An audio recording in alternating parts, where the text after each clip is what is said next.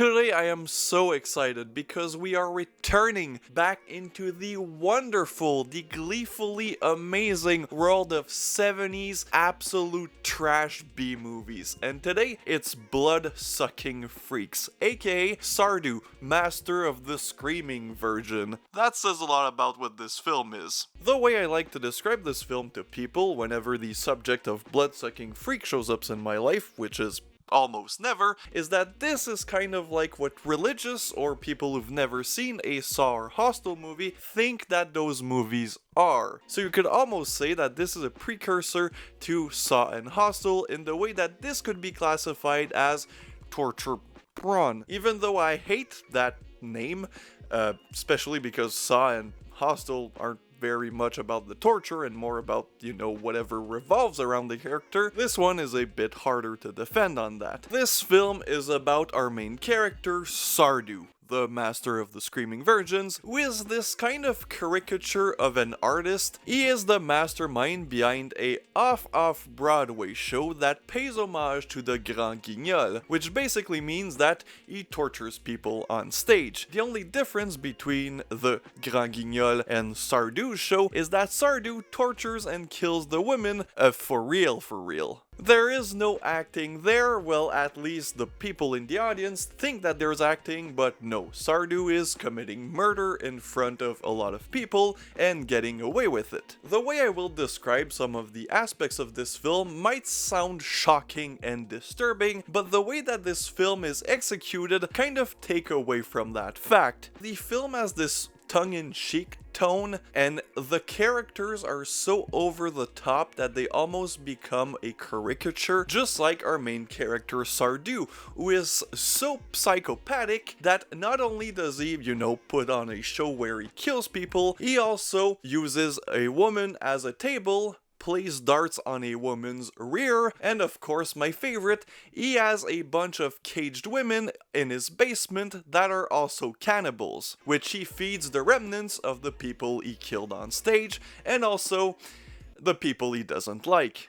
Just saying that out loud might sound like I need psychological help, which don't worry, I've had before, but trust me, this is so over the top that it becomes a comedy in every sense. Nothing you can say or do would revolt me.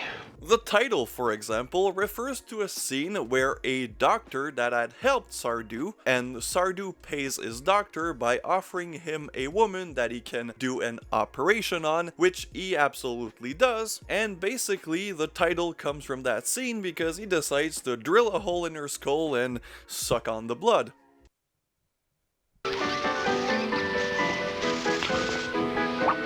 To return to the very minimal plot, we follow Sardu, who puts on a show where he tortures people. On his first show in the audience, there's a few people that he notices, including a critic, and that critic doesn't like Sardu very much. He's not even there to write a review, he's just there to piss off Sardu. And he's again a caricature of your snobby, snooty critic. I've seen better years ago in the Grand Guignol in Paris. And then you have a football player with his girlfriend who's a ballerina. Those two characters are important because Sardu will send his henchman, Ralphus, which is my favorite character of this film, but I'll talk more about him later, to kidnap them so that Sardu can put on his dream show. A show that the critics and audience can both love because it's above everything that Sardu has done before. It will have ballerina dancing and of course the death of the critic. In between that, we really just get debauchery. We have Ralphus,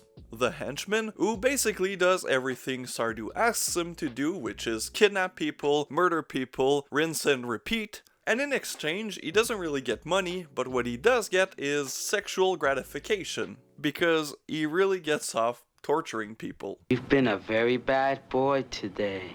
Like you've probably assumed, this film isn't for the easily offended. But at the same time, it's so over the top with every character that I don't think you can take this seriously and get offended, unless you're very sensitive, which what are you doing on my channel? Now I find this artist makes a very interesting statement.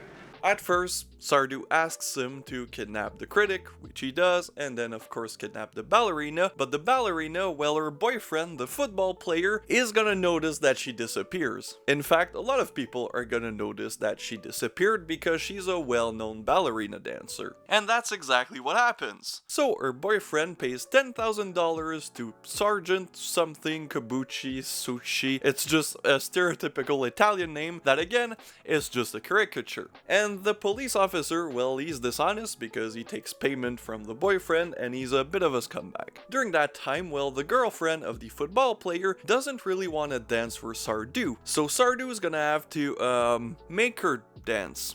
Which by that I mean he will show her a bunch of people getting killed until she said yes, including one of her friends and a character who's supposed to be a kid that will get decapitated, and then our favorite character, Ralphus, will use the head of the decapitated person as a fun plaything. YouTube, don't delete my channel. Ralphus! Eventually, the ballerina says yes, and then Sardu puts like a spell on her and he controls her. The police and the boyfriend show up, and you can see that, you know, the ballerina is under the master Sardu's control, so she acts like it's her decision to be there. Oh, I almost forget to tell you why the detective wants to arrest Sardu. It's not because he actually kills people on stage, because nobody knows this until the end. It's because, you see, Sardu's real job, it's not being a theater or a play actor, it's actually to run a white slave trade operation. I told you, this movie is absolutely vile. Like, just to tell you how much of a parody of a villain that Sardu is, he's also the runner of a human slavery operation. White slavery. You were pimping years ago.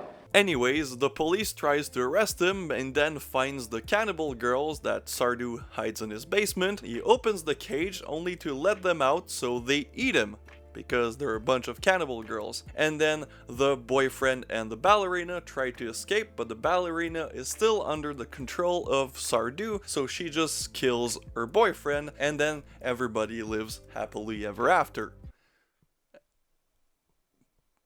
Yep, this movie's absolute garbage. Listen to them, they love me. This is the type of film that, if you hate every minute of this, it's totally understandable. And if you love this film for what it is, it's understandable too.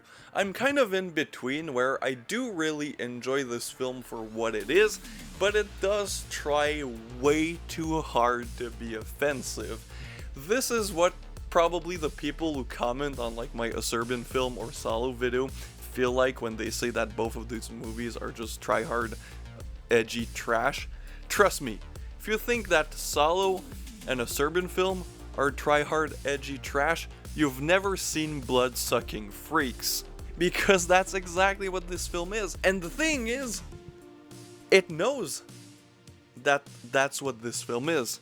And it plays with it. This is absurd. This is on comedic level type of nuclear edgy shit. The director of this, Joel M. Reed, was like, I want to make the most offensive film I can think of. And he kind of did. Lloyd Kaufman in the introduction on this Blu-ray says that this is the only film that if Troma was presented it with today, he would refuse buying the rights or showing it. Which says a lot, because Troma, although they have put out really offensive stuff, especially in content, this is not the worst thing in execution that they've ever put out. This actually looks like a movie, which is different than a lot of their output. Anyways, this film is not made for everybody. I do like it. It's trash.